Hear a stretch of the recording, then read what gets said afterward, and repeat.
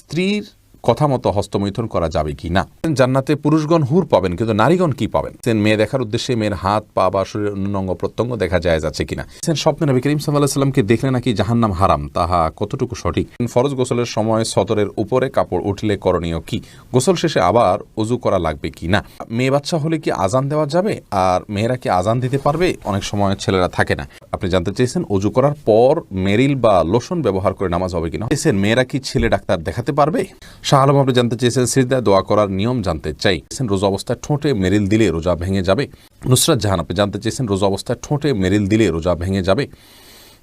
নুসরাত রোজা অবস্থায় ঠোঁটে মেরিল দিলে রোজা ভাঙবে না যদি আপনি স্বাভাবিকভাবে মেরিল দেন। যেমন আমরা যদি কোনো তেল ব্যবহার করি তার কারণে আমাদের রোজা ভঙ্গ হবে না। ঠোঁট শুকিয়ে ফেটে যাচ্ছে সেই কারণে আপনি হালকা করে মেরিল দিলেন, হয়তো কিছুটা আপনার জিহ্বার সাথে যাবে, কিন্তু এই যাওয়ার কারণে ইনশাআল্লাহ আপনার সিয়াম ভঙ্গ হবে না। তবে হ্যাঁ, যদি ঠোঁট না ফাটে তাহলে সেক্ষেত্রে ঠোঁটে বিনা প্রয়োজনে মেরিল দেওয়ার কোনো উচিত হবে না, এবং সেই সাথে লিপস্টিক ব্যবহার করেন মেয়েরা অনেকে, রোজা রেখে সেটা করা উচিত হবে না, কারণ এটা কোনো প্রয়োজনীয় কোনো কাজ নয়। বিশেষ করে ঠোঁটের সাথে এটি জিহ্বার মাধ্যমে এটি আমাদের পেটে যাবে, পাকস্থলিতে যাবে, সেই জায়গা থেকে অ্যাভয়েড করা উচিত। তবে হ্যাঁ, যদি ঠোঁট ফাটে তাহলে সেক্ষেত্রে এটি আপনি তেলের মতো ইউজ করতে পারেন, যেহেতু আপনার ঠোঁট ফাটার সমস্যা রয়েছে। শাহ আলম আপনি জানতে চেয়েছেন সিজদায় দোয়া করার নিয়ম জানতে চাই। সিজদায় দোয়া করবেন, আপনি স্বাভাবিকভাবে দোয়া করবেন, এখানে তো দোয়ার মধ্যে হাত তোলার প্রশ্নই ওঠে না, যেহেতু সিজদায় আপনার হাত জমিনে থাকবে, ফ্লোরে থাকবে। সেক্ষেত্রে আপনি আল্লাহ রাব্বুল আলামিনের কাছে মনে মনে দোয়া করবেন, মুখেও দোয়া করতে পারেন, বিশেষ করে নফল সালাতে যত বেশি সম্ভব দোয়া করবেন। রাসূল করিম সাল্লাল্লাহু আলাইহি ওয়াসাল্লাম বলেছেন, সহিহ মুসলিম হাদিসে বর্ণিত হয়েছে, আকরাবু মা ইয়াকুনু আবদু মিন রাব্বিহি ওয়া হুয়া সাজিদ, বান্দা আল্লাহ তাআলার সবচেয়ে নিকটে যেতে পারে সিজদা অবস্থায়, যার কারণে ফাকসিরু ফীহি মিনাদ দুআ, তোমরা সিজদা যখন থাকবে আল্লাহর কাছে বেশি বেশি করে দোয়া করবে, বেশি করে চাইবে। এজন্য সিজদা বেশি বেশি করে আল্লাহর কাছে চাওয়া উচিত। আল্লাহর সবচেয়ে কাছে গিয়ে যদি আল্লাহর কাছ থেকে আপনি কিছু চেয়ে নিতে চান তাহলে সিজদা গিয়ে আল্লাহর কাছে দোয়া করবেন। বিশেষ করে নফল নামাজে, তাহাজ্জুদে বা অন্যান্য সময় সিজদা পড়ে নামাজের মধ্যেই আপনি আল্লাহর কাছে দোয়া করবেন। কোরআন হাদিসের দোয়া বর্ণিত তো অবশ্যই দোয়াগুলো করতে পারেন, কোরআনের দোয়া হাদিসে বর্ণিত দোয়া, মাতৃভাষায়ও দোয়া করতে পারবেন। এই মতটি অধিকতর শক্তিশালী এবং উলামাদের মত, যদি অনেক উলামা ইকরাম বলেছেন যে না, সলাতের মধ্যে মাতৃভাষায় দোয়া চলবে না, কোরআন হাদিস বর্ণিত দোয়া করবেন এবং মনে মনে আপনি দোয়া করতে পারেন। এবারে কারোর দ্বিমত নেই, আপনি তাসবিহ সুবহান রাব্বিয়াল আলা বলছেন, আর এদিকে আপনি আপনার আকৃতিগুলো মনে মনে পেশ করছেন, আল্লাহ তাআলা যেহেতু মনে খবর রাখেন সেটিও জায়েজ রয়েছে। এরপরে খাদিজা নিজুম আপনি জানতে চেয়েছেন মেয়েরা কি ছেলে ডাক্তার দেখাতে পারবে? মেয়েরা ছেলে ডাক্তার দেখাতে পারবেন যদি মেয়েদের জন্য কোনো মেয়ে ডাক্তারের অ্যারেঞ্জ না থাকে, তাহলে সেক্ষেত্রে ছেলে ডাক্তার তিনি দেখাতে পারবেন, এবং দেখানোর ক্ষেত্রে যতটুকু তার ডাক্তারকে দেখানোর প্রয়োজনে পর্দা বিধান লঙ্ঘন করতে হয়, যতটুকু করতে হয়। ফর এক্সাম্পল, তার হাতে কোথাও ঘা পাচড়া হয়েছে, তাহলে শুধু হাতটা দেখালেই চলছে, তিনি মুখাবয়ব তার সামনে উন্মুক্ত করবেন না, অথবা শরীরের যে কোনো অংশ যেখানে যে অংশটা তাকে না দেখালেই নয়, শুধুমাত্র সেই অংশটা উন্মুক্ত করবেন, এক। আর দ্বিতীয়ত হলো, ডক্টরের চেম্বারে যখন যাবেন তখন ডক্টর এবং ওই ভদ্রমহিলা যিনি রোগিণী হয়ে গিয়েছেন তারা দুজন ছাড়া অন্য কোনো ব্যক্তির সাথে থাকতে হবে।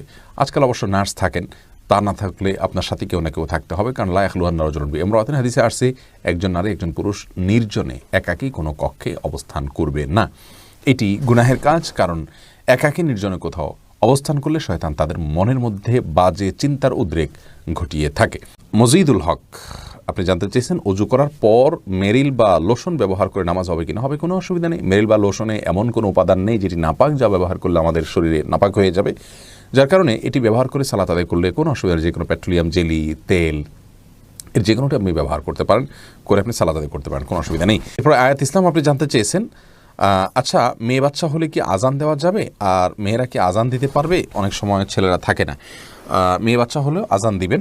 আর আজান দেওয়া সম্পর্কিত হাদিসগুলো আসলে খুব বেশি যে শক্তিশালী তা নয়, বরং বিন বাজ রাহিমাহুল্লাহ আজান বাচ্চার নবজাতকের ভূমিষ্ঠ হওয়ার পর তার কানে আজানের বিষয়ে হাদিসগুলোকে অ্যানালাইসিস করে বলেছেন, বেশিরভাগ হাদিস জয়ীফ, কিন্তু অনেকগুলো হাদিস বর্ণিত হয়েছে এটা করা যেতে পারে। ফজিলতের মতো বিষয়, হাদিসের জফের যে মাত্রা তাতে এটা করা যেতে পারে, খুব বেশি গুরুত্বপূর্ণ না হলে এটা করা যেতে পারে। তবে মেয়েরা নাও, ছেলেরাই আজান দিবেন এবং মেয়ের বাচ্চা হলেও আজান দিবেন, পৃথক করা হয়নি হাদিসের ছেলে মেয়ে আলাদা করে।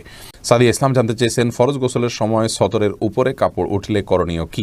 গোসল শেষে আবার ওযু করা লাগবে কি না? না, এর জন্য ওযু করা লাগবে না, আর সদরের উপরে কাপড় উঠে গেলে ওযু ভঙ্গ হয় না।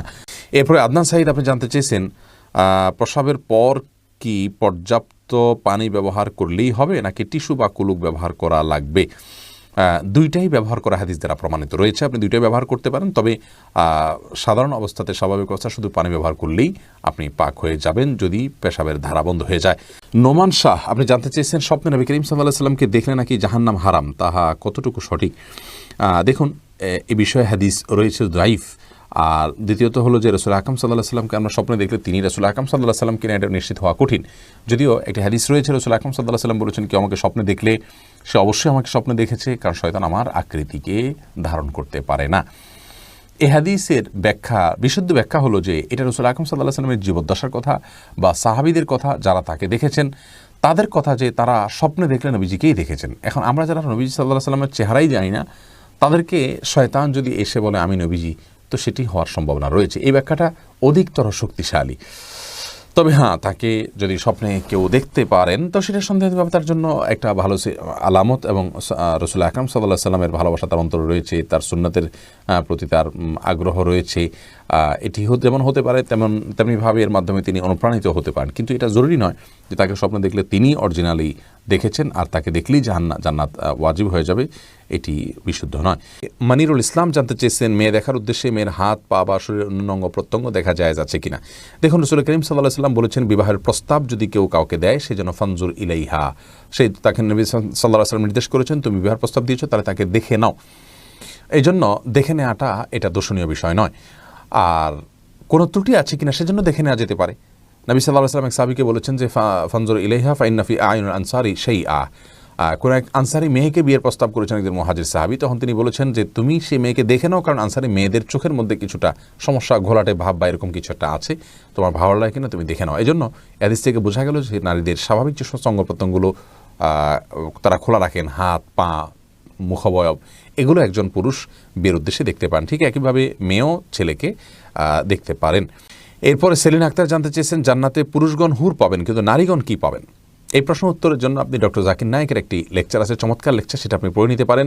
আর এই প্রশ্নটা আপনি লিখে গুগলে যদি সার্চ দেন বা ইউটিউবে সার্চ দেন, ডক্টর আব্দুস সালাম আজাদি হাফিজাহুল্লাহর একটি লেখা আছে, অত্যন্ত চমৎকার লেখা, বিশাল বড় আর্টিকেল, সেটা আমি পড়েছি। বিশাল বড় বলতে আপনার পড়তে হয়তো 5 থেকে 7 মিনিট লাগতে পারে। এটা আপনার এই প্রশ্নের জন্য অত্যন্ত উপযোগী একটি লেখা আমি পড়েছি। ডক্টর আব্দুস সালাম আজাদির ফেসবুক পেজে গিয়ে আপনি নক করে বা কোনোভাবে এই লেখাটি কালেক্ট করে পড়ে নিতে পারেন। এই সংক্ষিপ্ত ভাষণে আমি আর উত্তর দিতে গেলাম না। এমডি খালিল মির্জা, আপনি জানতে চেয়েছেন স্ত্রীর কথা মতো হস্তমৈথুন করা যাবে কি না। স্ত্রী হস্তমৈথুন করতে কেন বলবেন? যদি কোনো স্ত্রী হস্তমৈথুন করতে বলেন তাহলে এটা অসুস্থতা, এটি জায়েজ নয়। কোরআনে কারিমে আল্লাহ বলেছেন যে মানুষের যৌন চাহিদাকে চরিতার্থ করবার জন্য আল্লাহ বৈধ যে পথ রেখেছেন, স্বামী স্ত্রীর যে মিলনের পথ রেখেছেন, এবং বৈধ পথ ছাড়া অন্য কোনো উপায়ে যদি কেউ তার যৌন চাহিদাকে চরিতার্থ করে, আল্লাহ তাআলা বলেছেন ফাউলাইকামুল আদুন, তারা সীমা লঙ্ঘনকারী। সূরা মুমিনুনের শুরুর দিককার আয়াত থেকে বোঝা গেল যে হাত দিয়ে যদি কেউ বীর্যপাত করে তাহলে সে সীমা লঙ্ঘনকারী, কারণ এটি কোনো সুস্থ বা স্বাভাবিক পদ্ধতি নয়। বিধায় স্ত্রী চাইলেও তার হস্তমৈথুন করা জায়েজ নাই। হ্যাঁ, যদি কেউ এমন কোনো জায়গায়, এমন কোনো কঠিন সিচুয়েশনের মধ্যে পড়ে গেছেন, যে এমন পরিবেশে আছেন যে এখানে তিনি তার যৌন চাহিদা যদি তিনি কোনোভাবে অবদমন না করেন তাহলে জিনায় লিপ্ত হয়ে যাবেন, তাহলে সেক্ষেত্রে কোনো ফকিগণ ওই ব্যক্তির জন্য ওই সময়ে হস্তমৈথুনকে জায়েজ বলেছেন। আর স্ত্রীর হাত ব্যবহার করে হস্তমৈথুনকে অনেক উলামা ইকরাম জায়েজ বলেছেন, যদি মাসিকের কারণে বা অন্য কারণে স্ত্রীর সহবাস না করতে পারে এবং না করতে পারার কারণে গুনাহে লিপ্ত হয়ে যাওয়ার আশঙ্কা থাকে, সেই ক্ষেত্রে। বাকি স্ত্রীর নির্দেশে স্বামী নিজে হস্তমৈথুন করা কোনো অবস্থাতে জায়েজ নয়।